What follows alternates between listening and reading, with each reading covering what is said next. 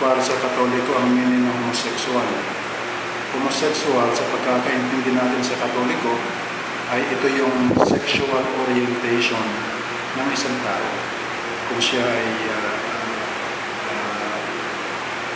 same-sex, ang yung orientation, o different sex. Ibig sabihin, lalaki na na-attract sa kapwa lalaki, o babae sa kapwa babae, yan ay homosexual.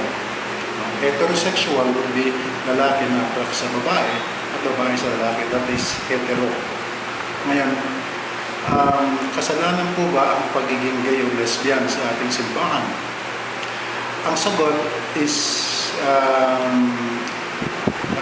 you make a distinction. Okay?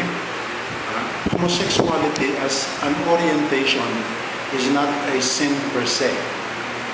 No? As your nature, as a God-given nature, hindi siya kasalanan. Okay? Ang ikaw ay ma-attract sa kapwa lalaki, ikaw ay ma-attract sa kapwa babae, hindi ito kasalanan. Okay? What would be sinful is acting it out. No? So may mga sektor sa simbahan na magsasabi, it is a disorder. No? No? It is a disorder kasi nga hindi siya yung normal na kasarian, hindi siya yung normal na orientation, which is ang lalaki should be normally attracted to a woman and a woman normally attracted to a man. No? Pagka ang attraction mo ay sa kapwa lalaki, hindi siya itinuturing na parang normal. No? But per se, as it is, no, it's not sinful na ma-attract ka. What will be sinful is if you act it out. Okay? Why is it sinful? Because our sexuality by nature, no, the way our bodies have been created, no, ang lalaki, halimbawa yung sperm, no, if you release it, no, ano bang hahanapin yan? Kapwa sperm? Hindi. No? Ang sperm, under the microscope, if you look at it, no, it will be swimming and it will be looking for something. Ano yung hahanapin ng sperm? Yung egg. No? So hindi siya maghahanap ng kapwa sperm. No? So just without saying anything, just looking at nature by itself, you will realize that a man is created for a woman. The sperm cell is created for the egg cell.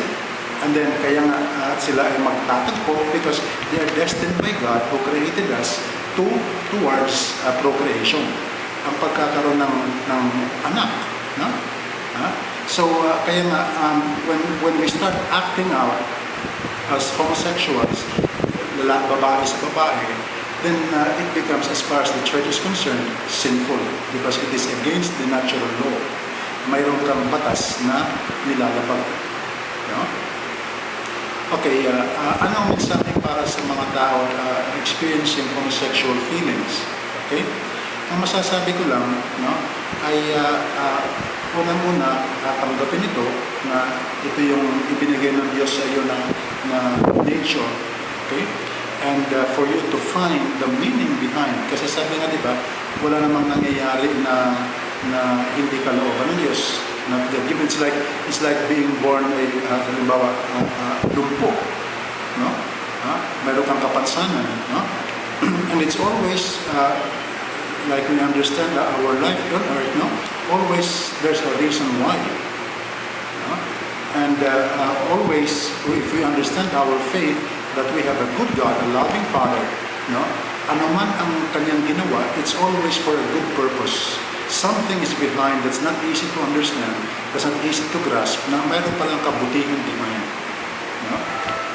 So, ang mensahe ko para sa people with homosexual tendencies is to find God, the meaning that God has given in your life, and therefore, kung may meaning yan, then there should be happiness behind it. And we have to discover that, even if it is very difficult. Like I said, parang we can consider it like exactly like yung may kapansanan, no? At sa ganung sitwasyon, no, you don't just curse your nature na ba't ako ganito, no?